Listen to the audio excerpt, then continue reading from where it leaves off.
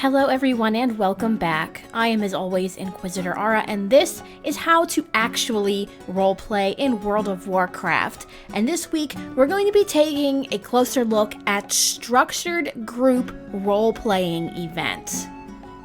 Structured role-playing events are typically the purview of role-playing guilds, or occasionally several role-playing guilds together. As such, you will rarely see anything super structured outside of guilds. But now that you've started perfecting your backstory, started RPing, and hopefully having found a guild, it's time to start looking at structured group roleplay. The first thing that needs to be said about structured group RP is that there is no right or wrong way to do it. Almost every guild does it differently, though it is likely there will be some similarities. After all, a lot of us share similar backgrounds in role-playing, and human beings as a whole like to take inspiration from places, systems, and practices that we love. Things that I will cover in this video are things that, over my long career of role-playing in World of Warcraft, are recurrent themes and practices from several guilds. All of these things are things that I have seen and done, often more than once, and often in different guilds.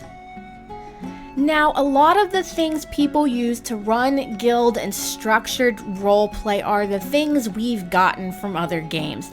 This isn't universal, but it does seem to be a recurring theme. Having a background in tabletop role-playing games can be extremely helpful in such situations, but for those of you who may never have so much as rolled a natural one on a d20, let me cover some of the basics for you. Role-playing terminology that most people use in the game is stuff that was likely stolen from long hours of playing games like Dungeons & Dragons or Pathfinder. The first of these stolen things from other games is the concept of the Game Master or GM. Most of the time, structured roleplay events are coordinated and run by one person, or sometimes more than one person in the case of multi-guild events and stuff like that, and these people are often referred to as GMs. This is very much a term coined in tabletop role-playing games. The GM is the guy or gal who writes up the RP session and guides the player through the story. Most, if not all, RP guilds have stories, short and long depending on how long they've been around and or how much time they've put into it. This is a story that is generally defined by what type of guild it is: military, criminal, spec ops, mercantile, specific race only, etc, etc, etc, though there are some general RP guilds out there who do a little bit of everything here. So expect any structured role-playing events you participate in to be centered around your guild's overall RP theme, if there is one.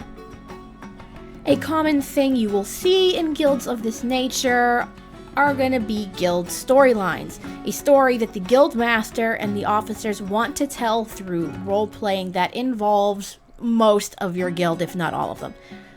This story is likely to come in installments, it's likely to follow the flow of the expansion, or it comes in stages guided by the GM who may or may not be the guild master. This is an important distinction to make, as the GM is the one who knows what is supposed to happen, but doesn't necessarily know how. The how is up to you, the hapless RPers who happen to have decided to attend this event. Now, while you do have a say in how the events unfold, what the events are is entirely up to the GM of the session, and it is important to understand and respect this unspoken authority. Let me put it to you this way. When you agree to participate in a structured role-playing event run by a GM, you are effectively signing an invisible, verbal contract. This contract states that you will abide by the rules and structure established by your guild and the current game master. While the GM does not and should not control your character, he or she does control the flow of the event and determines what the players can do within the scope of the event that they are running. This contract, however, goes both ways. The GM agrees to run the event fairly, giving all players a chance to strut their stuff and contribute to the story in their own way, so long as it does not interfere with the group's fun. Here's where my previous video on RP etiquette comes into play. Play your character how you like, but don't be a Mary Sue.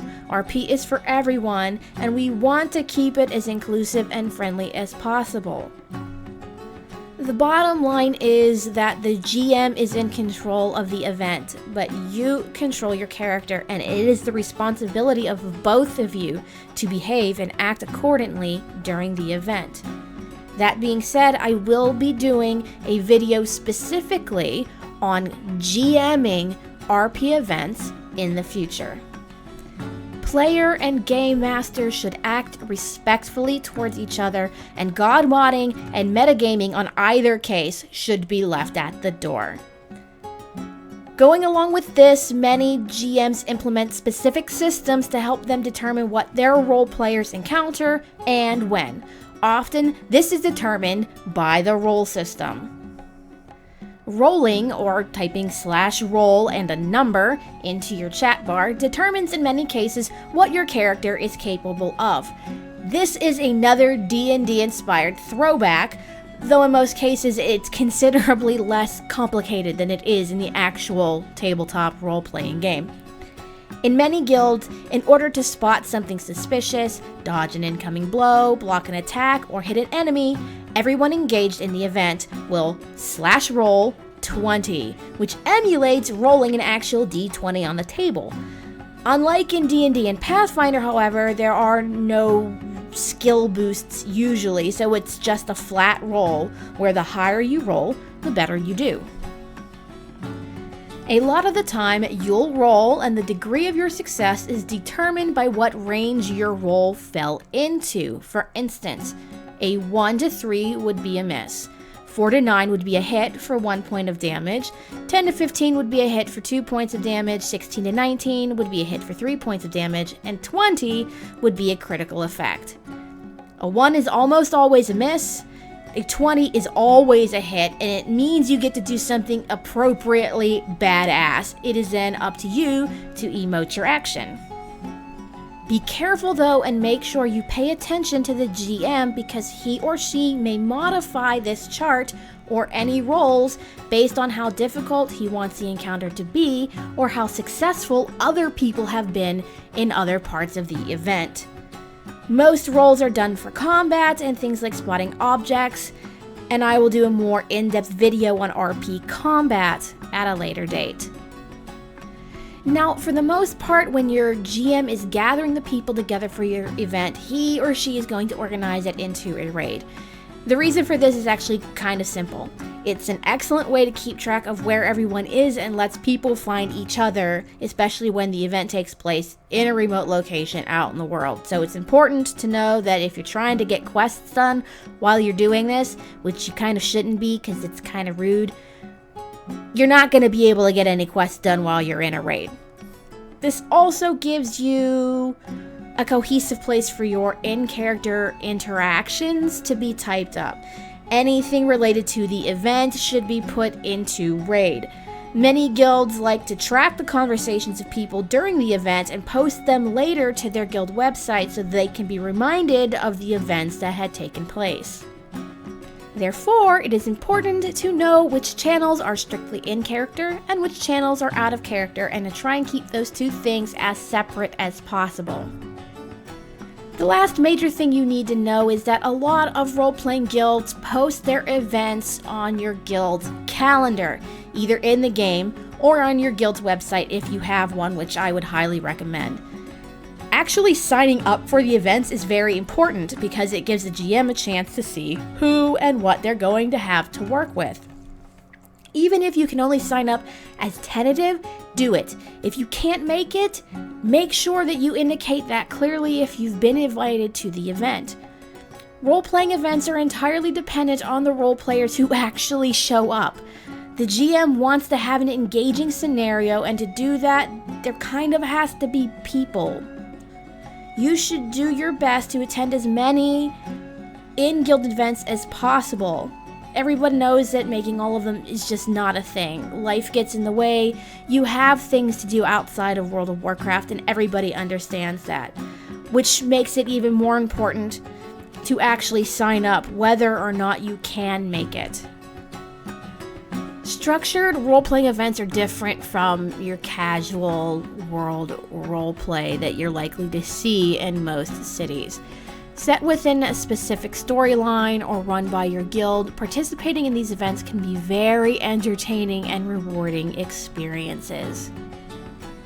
Well, that is going to be it from me for this week. Thank you guys so much for watching. Remember, if you like what you see and you want to see more, make sure you hit that like button. Don't forget to comment below, and don't forget to subscribe. I also have a Patreon. The link is in the description box below, as well as up in my channel header art.